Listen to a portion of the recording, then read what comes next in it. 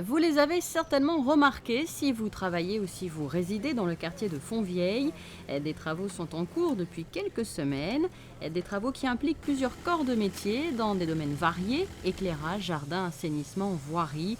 Des travaux qui doivent permettre la réalisation de ronds-points. Les travaux ont débuté depuis le 15 juillet et vont s'articuler jusqu'à la fin de l'année, donc 2012.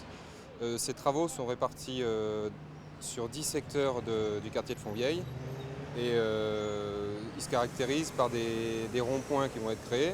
Comme vous pouvez voir derrière, un rond-point qui est un peu le rond-point majeur comme celui qui va être réalisé à partir du mois de septembre au débouché de la voie de désenclavement de la ZAC Saint-Antoine. Et puis ensuite, il y a des petits ronds-points et des petits aménagements qui vont être réalisés, comme je vous dis, au fur et à mesure jusqu'à la fin de l'année. D'autres ronds-points comme celui-ci sur l'avenue des Papalins, entre autres. Et si ces giratoires sont réalisés, ce n'est pas par hasard. Ils vont largement contribuer au nouveau schéma de circulation qui verra le jour dans les prochains mois. Aujourd'hui, pour desservir Fontvieille, il y a deux entrées principales. Une entrée via les tunnels du Rocher et une autre par l'avenue de Fontvieille.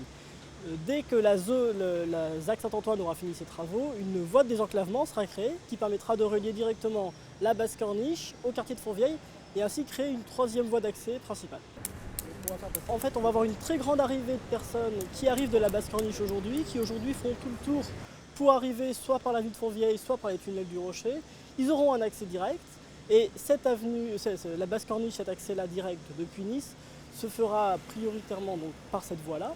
Et donc on va essayer de modifier les centres de circulation pour que les gens puissent aller directement à leur zone de travail pour les actifs, aux zones industrielles pour tous les professionnels, et puis qu'on puisse en même temps préserver le quartier résidentiel de Fontvieille pour qu'il ne soit pas envahi.